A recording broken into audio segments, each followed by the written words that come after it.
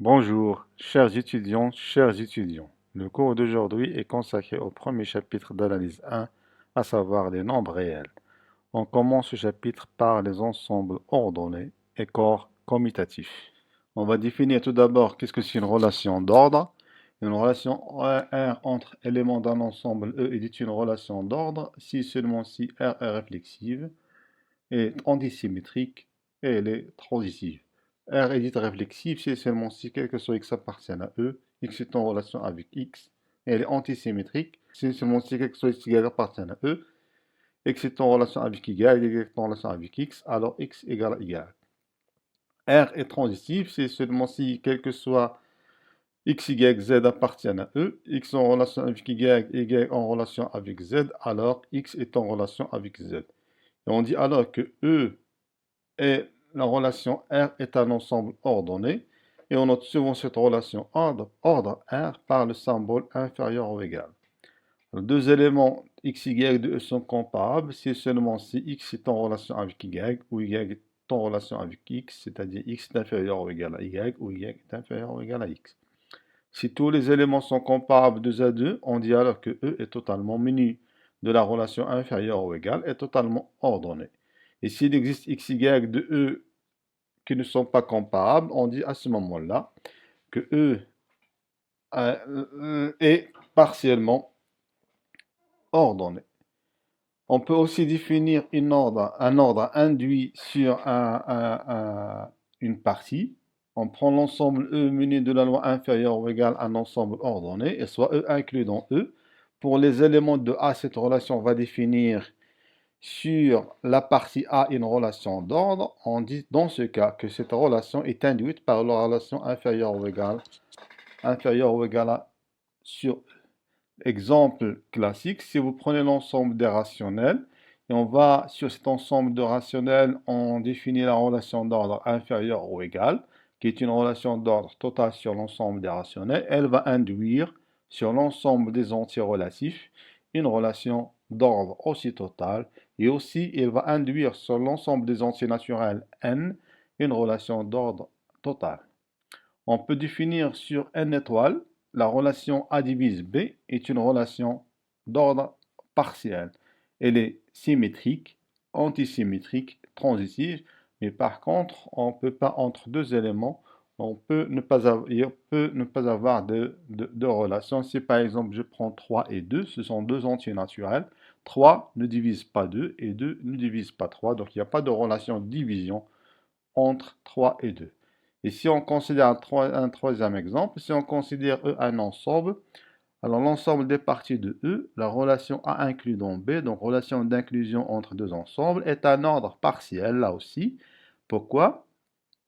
Parce qu'elle est réflexive, elle est antisymétrique, elle est transitive, mais si je prends par exemple deux ensembles, il se peut que l'un n'est pas inclus dans l'autre. Si par exemple je prends la paire 1, 2, je prends E par exemple égal à n, l'ensemble des parties de E, ça va être le sous-ensemble de n. Et donc si je prends par exemple la paire 1, 2 et la paire par exemple 4, 5 n'est pas inclus, 1, 2 n'est pas inclus dans 4, 5 et la paire 4, 5 non plus n'est pas inclus dans la paire 1, 2. Alors, on continue donc pour les éléments, toujours dans un ensemble ordonné. Nous avons des éléments qui sont remarquables tels que le majorant et le minorant d'une partie A munie d'une relation d'ordre. Un élément A de E est un majorant d'une partie A si seulement si pour tout x appartient à A, x est inférieur ou égal à A. On dit alors dans ce cas que A est une partie majorée de E. Un élément A est un minorant de A si seulement si pour tout x inférieur ou égal à A, pour tout x appartient à A est inférieur ou égal à x, et on dit alors que A est une partie minorée de E. Une partie majorée et minorée est dite bornée. Donc toute partie bornée, elle est à la fois majorée et minorée. Le deuxième élément remarquable sont le plus grand élément et le plus petit élément d'un ensemble ordonné. Alors, on commence d'abord par une proposition qui va montrer l'unicité d'un tel élément. S'il existe un m appartient à E, tel que quel que soit x appartient à E, x est inférieur ou égal à m, alors m est unique. Là, on fait un raisonnement par l'absurde. Supposons qu'il existe un autre M' appartient à E, tel que quel que soit X appartient à E, X est inférieur ou égal à M'. Alors, en particulier, puisque c'est quel que soit X appartient à E, X est inférieur ou égal à M'.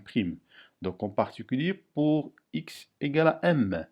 Donc, M est inférieur ou égal à M'.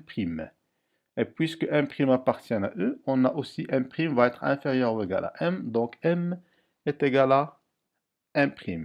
Et on a la définition, s'il existe un tel élément qui est supérieur à tous les autres éléments de E, alors M est unique, on l'appelle le plus grand élément de E. Donc le plus grand élément de E, c'est un élément qui est plus grand de tous les autres lorsqu'il existe, il est unique. Il doit forcément appartenir à E. Et s'il existe un élément petit m qui est inférieur à tous les autres éléments de E, alors M est unique et on l'appelle le plus petit élément de E. Aussi, le petit m, c'est un élément de E. Exemple, si on prend l'ensemble des rationnels, muni de la relation inférieure ou égale, elle n'a pas de plus grand élément, ni de plus petit élément. Aussi, pour l'ensemble Z, n'admet pas de plus petit élément, ni de plus grand élément. N ordonnée par la relation, elle admet un plus petit élément, c'est l'élément 0. Par contre, n'admet pas de plus grand élément. Et toute partie majorée non vide de N admet un plus grand élément, et toute partie non vide majorée de Z admet un plus grand élément, et toute partie non vide minorée de Z admet un plus petit élément. Alors maintenant, on passe à la définition de la borne supérieure et la borne inférieure d'une partie A d'un ensemble ordonné. On appelle borne supérieure d'une partie A majorée de E le plus petit de tous les majorants, s'il existe, et on la note sup de A dans E. On appelle borne inférieure d'une partie A minorée de E le plus grand des minorants, s'il existe, et on la note l'inf de A dans E. Alors, la borne supérieure ou inférieure d'une partie A, si elle existe, peut ou ne pas appartenir à l'ensemble A. Donc, le plus grand élément, le plus petit élément appartiennent forcément à A, mais la borne supérieure et la borne inférieure n'appartiennent pas forcément à A. Et si A est une partie d'un ensemble E ordonné, M est la borne supérieure de A et appartiennent à A, si seulement si M est le plus grand élément de A. Donc si j'arrive à montrer qu'un ensemble possède un plus grand élément, alors automatiquement, ce plus grand élément est la borne supérieure. Et si j'arrive à montrer la borne supérieure, et si elle appartient à 1, alors c'est le plus grand élément. Pareil pour la borne inférieure. Elle appartient à 1, M est la borne inférieure de A et appartient à A, si seulement si M est le plus petit élément. Alors, dans le cadre d'un ensemble ordonné, donc on peut écrire sous forme mathématique la définition de la borne supérieure et aussi de la borne inférieure, qu'on va les résumer dans les résultats suivants. Donc, E menu de la relation d'ordre un ensemble ordonné, et soit A une partie de E et M un élément de E. On dit que M est la borne supérieure de A dans E, si seulement si, quel que soit X appartient à A, X est inférieur ou égal à M. Donc, elle remplace que M est un majorant de A. Et le deuxième point, c'est quel que soit M' un majorant de A, alors M est inférieur ou égal à M', c'est-à-dire que le M est le plus petit de tous les majorants. Aussi pour la borne inférieure, nous avons le même résultat, mais écrit sous forme mathématique. Si je prends donc un ensemble ordonné E, A une partie de E, et petit m appartient à E, on dit que petit m est la borne inférieure de A dans E, si seulement si quel que soit X appartient à A, M est inférieur ou égal à X. Donc M est un minorant de A, et quel que soit M' un majorant de A, alors M' est inférieur ou égal à M, donc c'est équivalent de dire que M est le plus grand de tous les minorants de A. Alors lorsque l'ensemble est totalement ordonné, donc c'est-à-dire qu'on peut comparer chaque élément de cet ensemble-là, donc on a autre écriture qui sont résumées dans le théorème suivant, soit E inférieur ou égal à un minus de la relation inférieure ou égale, un ensemble totalement ordonné, et soit A une partie de E et M un élément de E. On dit que M est la borne supérieure de A. Le premier point, donc si seulement si quel que soit X appartient à A, X est inférieur ou égal à M, donc c'est-à-dire que M est un majorant. Et le deuxième, c'est quel que soit M' un élément de E, avec M' est plus petit que M, elle est différent de M, alors il existe au moins un élément B de A qui est compris entre M' et M. Et pour la démonstration, donc on va prendre, toujours dans le cadre d'un ensemble totalement ordonné, on va prendre un élément M avec M' inférieur ou égal à M et M' égal à M.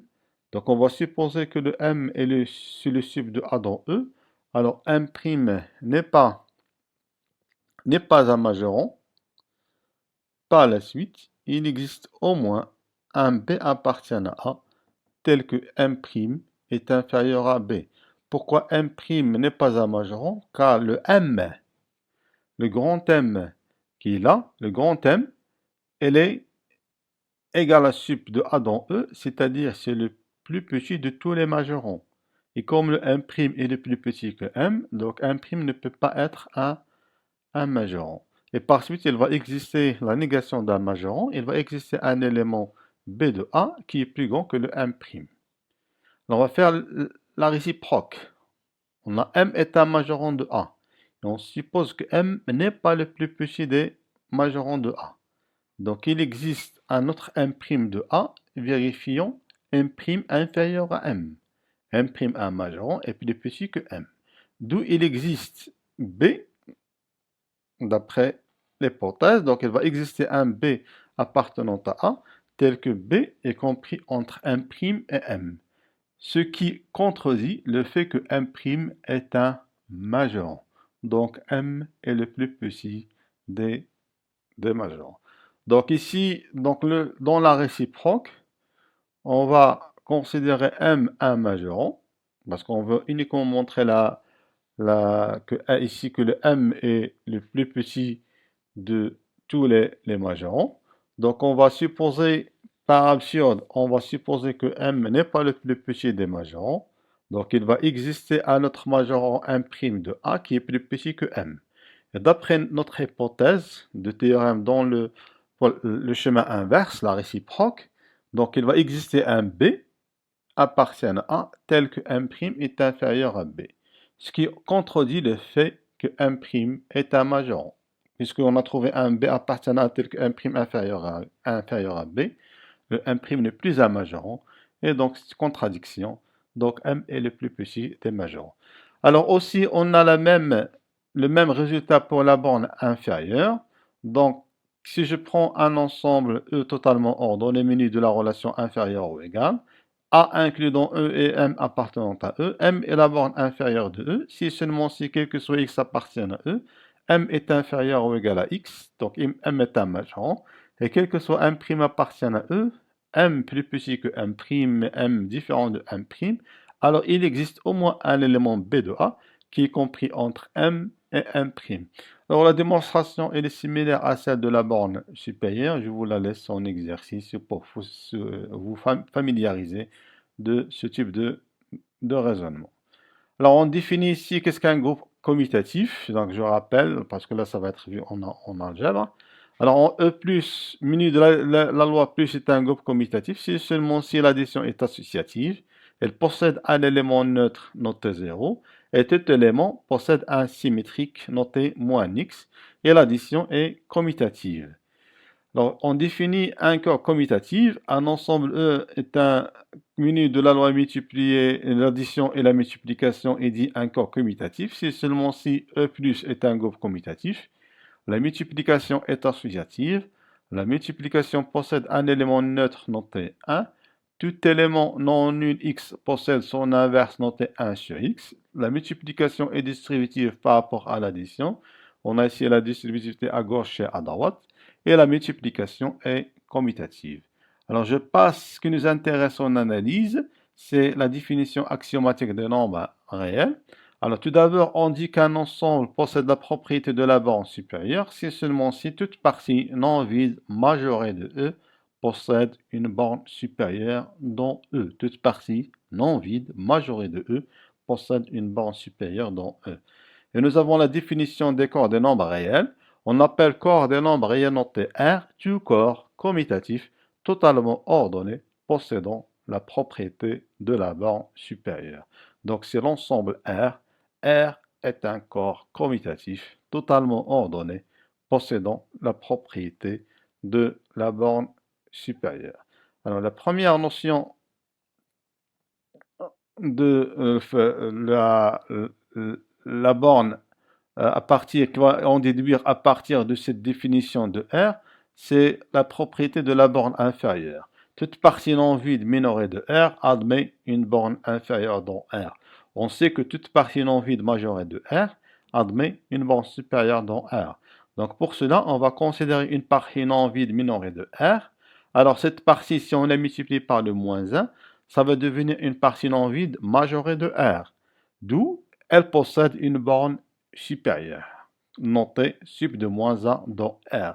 Et comme l'inf de A dans R elle est égale à moins le sup de moins A dans R, là vous pouvez la démontrer en utilisant uniquement la définition de la borne inférieure et de la borne supérieure, c'est-à-dire que c'est le plus petit le plus grand de tous les minorants et le plus petit de tous les majorants. On peut montrer que l'inf de A dans R est égal à moins sup de moins A dans R, et donc l'inf de A dans R existe, et par suite, A possède une borne inférieure dans R. Alors, la notion importante qui est dans R, c'est la notion de la valeur absolue. Et c'est un outil qui va nous aider par la suite pour faire des majorations et des minorations d'un ensemble, aussi pour déterminer la borne supérieure et la borne inférieure d'un sous-ensemble de R. Alors, on définit la valeur absolue sous la forme suivante. On appelle valeur absolue d'un nombre réel x, le nombre réel positif noté entre deux barres x, donc c'est celui valeur absolue de x, défini par le max de moins x si x, c'est-à-dire si x est supérieur ou égal à 0, on va prendre le x, si x est négatif, ça va être moins x. Et donc nous avons des propriétés de la valeur absolue, donc par définition de la valeur absolue, elle est tout le temps positive, donc quel que soit x appartient à x, la valeur absolue de x est supérieure ou égal à 0. La valeur absolue de moins x est égale à la valeur absolue de x. Et quel que soit x appartient à R, la valeur absolue de x est égale à 0 est équivalente à x égale à 0. Et toujours le x, il est compris entre moins la valeur absolue de x et la valeur absolue de x. Et lorsque j'ai deux valeurs absolues, alors la valeur absolue de x est égale à la valeur absolue de y est équivalente à dire que x égale à y ou x égale à moins y. Et lorsque x, valeur absolue de x est inférieure ou égale à a avec un réel positif, est équivalent à dire que x il est compris entre moins a et a. Et la valeur absolue du produit égale le produit des valeurs absolues. Et nous avons la première inégalité triangulaire, valeur absolue de x plus y est inférieure ou égale à la valeur absolue de x plus la valeur absolue de y. Et la deuxième inégalité triangulaire, qui est la valeur absolue de la valeur absolue de x moins la valeur absolue de y est plus petit que la valeur absolue de x moins y. Alors les quatre propriétés sont simples à démontrer. Donc on va faire la démonstration à partir de la cinquième, donc 5, 6, 7 et 8. Alors la cinquième se fait par une double implication, dans le sens direct, si la valeur absolue de x est inférieure à a, on a x est à la fois inférieur, enfin on a x est inférieur à a et moins x est inférieur à a. Et lorsqu'on dit que moins x est inférieur à a, donc on multiplie par le moins 1, donc on obtient moins a est inférieur à x. Et donc on regroupe les deux relations, on obtient que x est compris entre moins a et a. Alors pour la réciproque, on va supposer que x est compris entre moins a et a. Alors ce qui est équivalent à dire que x est inférieur à a et moins x il est inférieur à a. Donc les deux x et moins x est inférieur à a, donc le max des deux est aussi reste inférieur ou égal à a. Donc ça revient à écrire la valeur absolue de x, elle est inférieure à a. L'illégalité, donc, valeur absolue du produit égale le produit de valeur absolue, s'obtient en discutant les cas possibles sur les signes de x et y. Si x est positif, ça va être valeur absolue de x et x. Sinon, c'est moins x. Aussi pour y. Si y est positif, valeur absolue de y, ça va être égal à y. Et valeur absolue de y égale à moins y si y est négatif. On passe à la septième. On a besoin de montrer l'inégalité triangulaire. Donc, on a x est plus petit que valeur absolue de x, y est plus petit que valeur absolue de y. Aussi, moins x est inférieur ou égal à la valeur absolue de x, et moins y est aussi inférieur ou égal à la valeur absolue de y. Donc, en additionnant membre à membre les deux premières écritures, Donc on obtient que x plus y est inférieur ou égal à la valeur absolue de x plus la valeur absolue de y. Et aussi pour les deux dernières, en additionnant membre à membre, on obtient moins x moins y est inférieur ou égal à la valeur absolue de x plus la valeur absolue de y. Donc ainsi, on a démontré que x plus y est moins, parenthèse, x plus y est inférieur ou égal à la valeur absolue de x plus la valeur absolue de y. Et par suite, la valeur absolue de x plus y est inférieure ou égale à la valeur absolue de x plus la valeur absolue de y, ce qui démontre la première inégalité triangulaire. Alors pour la deuxième inégalité triangulaire, on va appliquer la première inégalité triangulaire à la valeur à x. Donc x, on peut l'écrire si x moins y plus y. On met valeur absolue, donc ça va être valeur absolue de x est égale à valeur absolue de x moins y plus y, qui est inférieure ou égale, on applique l'inégalité triangulaire, donc à x moins y, y. Donc ça va être inférieur ou égal à valeur absolue de x moins y plus valeur absolue de y. Et on passe la valeur absolue de y au premier membre, on obtient valeur absolue de x moins valeur absolue de y est inférieur ou égal à valeur absolue de x moins y. Et dans cette inégalité, on échange les rôles de x, y, on obtient que la valeur absolue de y moins la valeur absolue de x est inférieur ou égal à valeur absolue de y moins x, qui est égal à valeur absolue de x moins y. On en déduit, donc dans les deux cas, on en déduit que la valeur absolue de x moins la valeur absolue de y est inférieure ou égale à valeur absolue de x moins y. La conséquence de la valeur absolue sur la borne supérieure, donc nous avons aussi, ça va être aussi sur la borne inférieure, mais on va faire tout d'abord pour la borne supérieure. Donc nous avons le théorème principal dit théorème de la caractérisation de la borne supérieure. Si je prends A une partie non vide, majoré de R et alpha appartient à R, alors alpha égale le sup de A dont R, si seulement si quel que soit A appartient à A, inférieur ou égal à alpha, c'est-à-dire que alpha est un majorant, et quel que soit epsilon supérieur strictement à 0, il existe B appartient à A, tel que le B est inférieur à alpha moins supérieur à alpha moins epsilon, et évidemment il est plus petit que alpha, donc cette relation, la deuxième propriété, et se caractérise par le fait que si je perturbe alpha d'un chouïa, ce n'est plus le alpha, alpha moins epsilon, n'est plus un majorant, donc c'est-à-dire qu'il va exister un B appartient à A, tel que B est plus petit que A. Donc c'est la propriété de la caractérisation de la borne supérieure. Alors la démonstration se fait par l'absurde. Donc on fait dans le premier sens, donc on va supposer que alpha égale la borne supérieure de 1. Donc automatiquement alpha est un majeur, donc quel que soit A appartient à A est inférieur ou égal à alpha. Et donc on veut montrer que quel que soit epsilon positif, il existe B appartient à A, tel que alpha moins epsilon est inférieur strictement à B, qui est inférieur ou égal à alpha. Le B inférieur ou égal à A, c'est automatique puisque l'alpha est un majorant. Alors on va faire un raisonnement par l'absurde. Donc on va supposer qu'il existe epsilon positif, quel que soit B appartient à A, B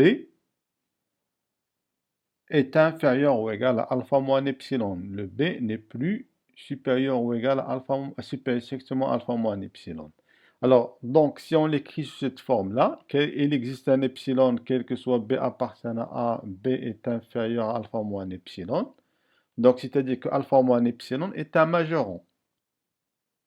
Alpha moins epsilon est un majorant, le epsilon elle est positif, donc alpha moins epsilon est plus petit que alpha, ce qui est absurde avec alpha et la borne supérieure, c'est-à-dire le plus petit de tous les majorants, donc absurde.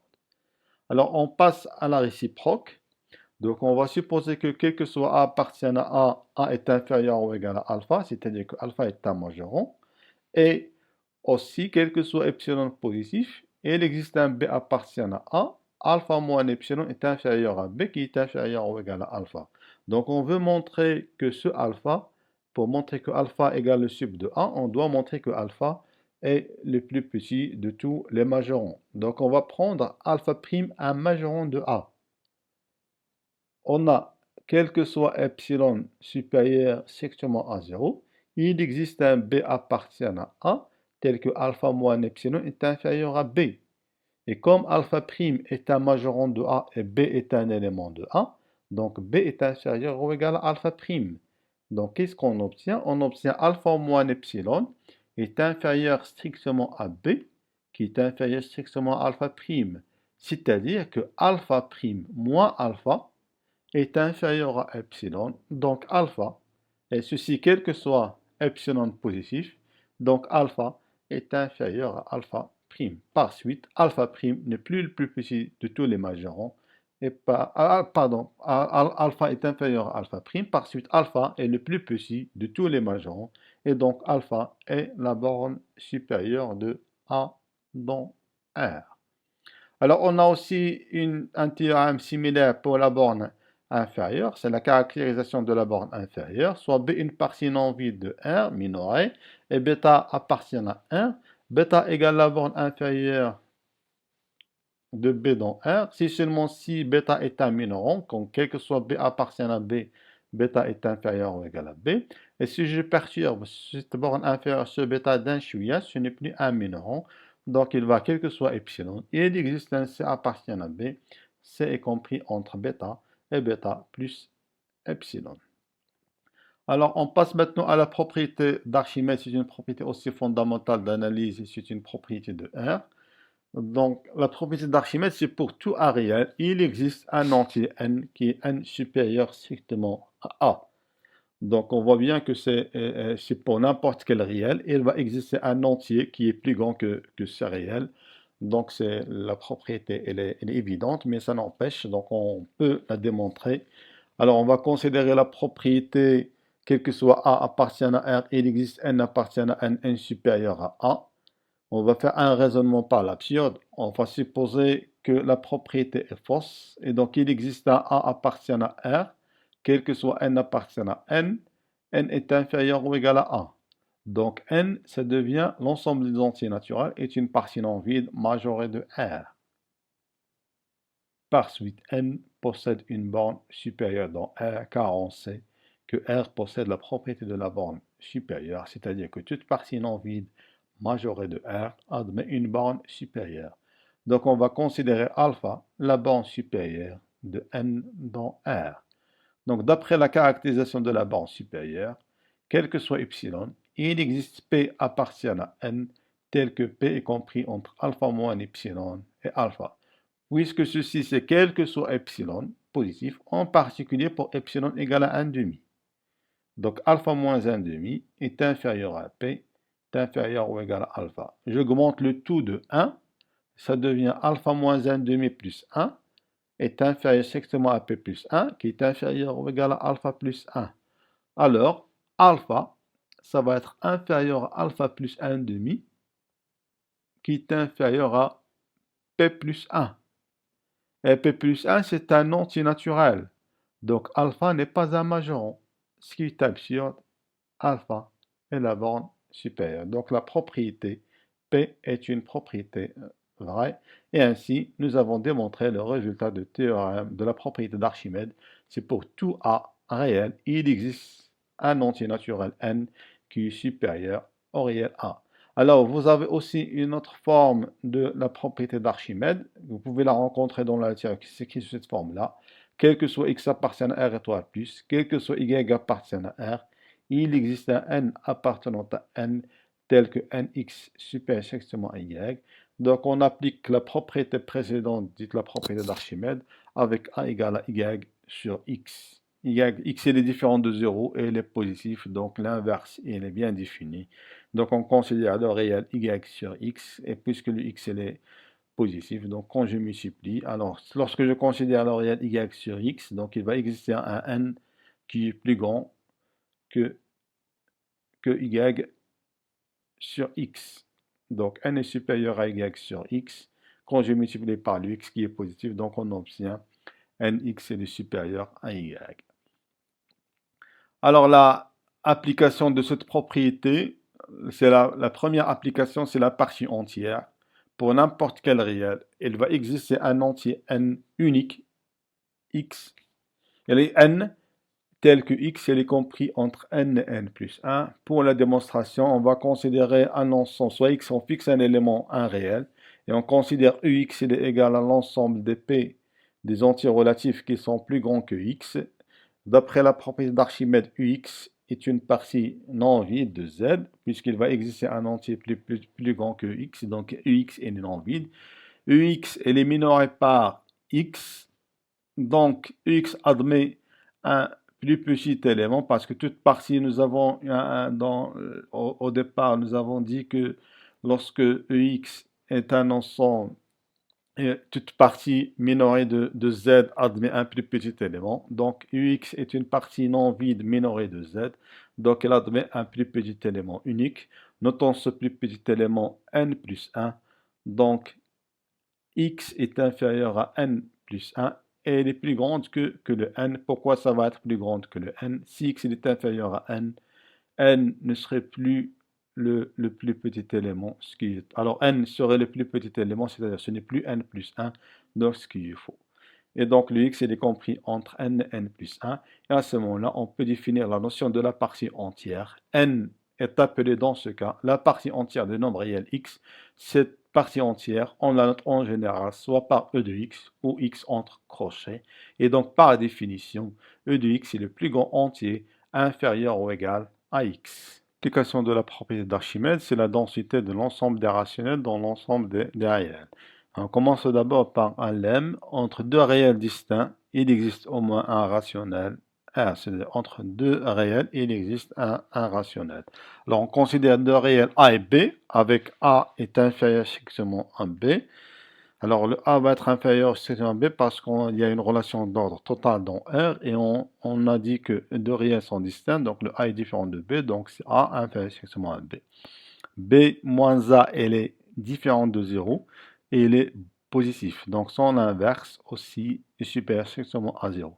Et donc d'après la propriété d'Archimède, donc il va exister un n appartenant à n tel que n est supérieur à 1 sur b moins a. Donc 1 sur n est inférieur à b moins a. Ainsi l'entier n est bien choisi. On va considérer le réel nb. Il va exister donc un unique P appartient à Z tel que P est inférieur à NB est inférieur ou égal à P plus 1. C'est d'après la notion de la partie entière. Donc si on divise par le N, donc on obtient B, il est compris entre P sur N et P plus 1 sur N. Donc P est un élément de Z, le N c'est un entier naturel qui est différent de 0, donc P sur N est un rationnel. Il est plus petit que B. Il reste à montrer que A est inférieur à P sur N. Et on va prendre P sur N moins A. P sur N moins A, elle est égale à P sur N plus B moins A moins B. Donc on a intercalé le B, on a rajouté B et on a retranché B. Donc P sur N moins A va être supérieur à P sur N. On a le B moins A, elle est supérieur à 1 sur N. Le B moins A, elle est supérieur à 1 sur N. Donc P sur N moins A va être supérieur à 1 sur N plus 1 sur N moins B. Et donc P sur N moins A, elle est supérieure à P plus 1 sur N moins B. Et B, elle est plus petit que P plus 1 sur N. Donc P sur N moins A, elle est positive, d'où A, elle est inférieure strictement à P sur N. Et on a aussi un autre résultat, enfin un théorème principal, c'est pas uniquement un seul élément qui va exister entre deux réels, mais une infinité de rationnels. Entre deux réels, il existe une infinité de rationnels. Donc si on considère A, c'est l'ensemble des rationnels qui sont compris entre A et B. D'après le lemme précédent que A est non vide, donc il existe au moins un rationnel qui est compris entre deux réels A et B. Et notre but maintenant est de démontrer que A est infini. On va raisonner par l'absurde, on va supposer que A est fini. Donc A, elle est égale à R1, R2 jusqu'à un certain Rn, elle est finie. Et on va prendre, puisque c'est un ensemble fini, donc il a donné un plus petit élément, soit R ce plus petit élément. Donc entre A et R, il n'existe pas de rationnel, ce qui est absurde. Entre A et R, il va exister, d'après le précédent, il va exister au moins un rationnel. d'où A est infini. Et dans ce cas, on dit que Q est partout dans R. Donc c'est une propriété aussi importante dans l'analyse, c'est la densité de Q dans R. Alors soit I une partie de R, on dit que I est un intervalle de R si seulement si pour n'importe que deux réels x, y dans I, et pour n'importe quel réel z appartenant à R, vérifions z est compris entre x, y, alors z est un élément de I. Et dans ce cas, on dit que I est un intervalle de R. Alors nous avons quelque sorte d'intervalle de R. Un intervalle de R va être sous la forme suivante. C'est un intervalle ouvert, un intervalle semi-ouvert, un intervalle là aussi semi-ouvert, nous avons semi-ouvert à gauche et semi-ouvert à droite, un intervalle fermé, un intervalle semi-fermé à gauche, un intervalle ouvert et un intervalle semi-fermé à droite et un intervalle ouvert de R. Donc les 8 types d'intervalles sont résumés dans ce diapo. Alors on passe à un résultat important d'intervalle, enfin la notion tout d'abord d'un intervalle emboîté. Une suite d'intervalles IN est dite emboîtée si seulement si I, quel que soit n appartient à n étoile, IN plus 1 est inclus dans IN. Et on parle de la propriété des intervalles fermés, bornés, emboîtés. Si N est une suite d'intervalles fermés, bornés et emboîtés, alors l'intersection de tous les IN avec n appartenant à n est non vide. Exemple, on prend la suite d'intervalles suivantes, quel que soit n appartenant à n. IN, c'est l'intervalle fermé, moins 1 sur 1 plus 1, 1 sur 1 plus 1. Elle est claire donc que pour chaque entier n, IN est un intervalle borné fermé de R, et IN plus 1, elle est inclue dans IN. Donc si je prends un X appartient à tous les IN, donc quel que soit n appartenant à n, X appartient à IN. C'est-à-dire, quel que soit n appartient à n, x est compris entre moins 1 sur n plus 1 et 1 sur n plus 1. Donc en valeur absolue, donc quel que soit n appartenant à n, je passe à la valeur absolue, ça va être inférieur, la valeur absolue de x, ça va être inférieur ou égal à 1 sur n plus 1. Et si je prends un epsilon positif, d'après la propriété d'Archimède, il existe un n appartenant à n tel que n est supérieur à 1 sur epsilon. On peut dire même que epsilon est supérieur à 1 sur n plus 1, alors valeur absolue de x est inférieure à epsilon. Donc, qu'est-ce qu'on a montré? Que quel que soit epsilon positif, valeur absolue de x est inférieure à epsilon. Donc, par suite, x est égal à 0. Et donc, l'intersection de IN est inclue dans le singleton 0. Et comme pour tout n appartient à n, on a le 0 appartient à IN. Par conséquent, l'intersection de tous les IN, elle est égale à 0. Et donc, cette intersection de tous les IN, elle est non vide. Nous avons aussi une propriété fondamentale de R, que R vérifie la propriété des intervalles fermés bornés emboîtés, c'est-à-dire si j'ai une suite d'intervalles fermés, bornés, emboîtés, alors l'intersection de tous les IN avec n appartient à n est non vide. Nous sommes arrivés à la fin de ce chapitre. Merci de votre attention. Retrouvons-nous à une autre vidéo d'exercice corrigé sur les nombres réels.